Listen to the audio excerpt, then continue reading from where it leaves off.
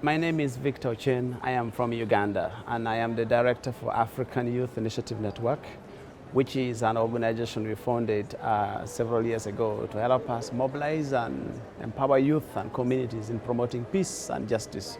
So I'm very happy to be here for QUDWA2017 in Abu Dhabi, in the heart of UAE. A great opportunity meeting wonderful people and learning more about the great work being done in promoting education around the world. In my opinion, I think the grand vision for shaping the global teaching profession is, first of all, to look at how do we reward the teachers, how do we recognize the teachers. Sometimes we glorify universities more than the professors in the university. We glorify schools more than the teachers in school. Are we creating enough working environment for people who are sacrificing just too much? This is in the case where we're looking at teaching sometimes is hard, especially the population caught up in hardship of war and poverty and poor nations.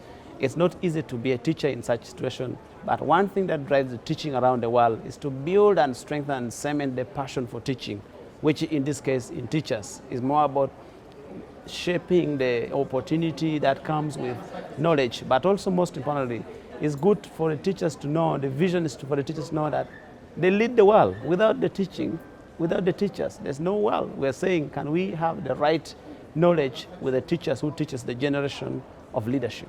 What was the main takeaway from my session when we had a discussion about the hardships and resilience for the population in conflict is, how can we support, how can we acknowledge the difficulties that people, the children go through when they're studying in war zone, in hardships, the challenges teachers go through when they are teaching in such hard-to-reach communities, in hard circumstances.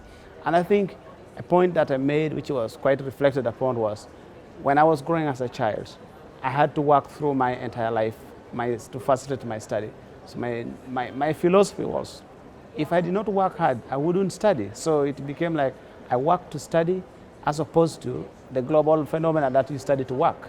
So to me, that was something that resonated a lot with the participants, and it was so much reflected upon.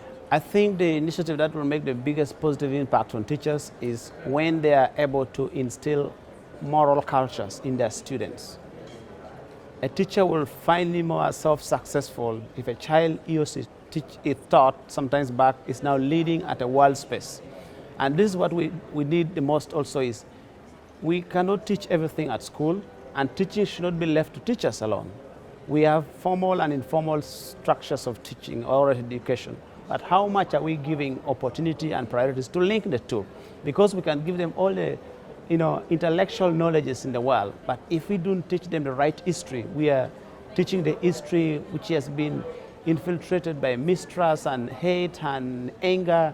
This is the history that has been constructed based on victor versus victims. But we're saying we should teach and appreciate the knowledge and the skills and the capacity of every other person. The society offline is as important as society online. So we need to share that knowledge, to share that space. And above all, let teachers be able to be empowered, gain the resources enough to teach the right history. We cannot teach mistrust. And I think the culture of trust, the culture of harmony, the culture of tolerance, a culture of world peace can be taught.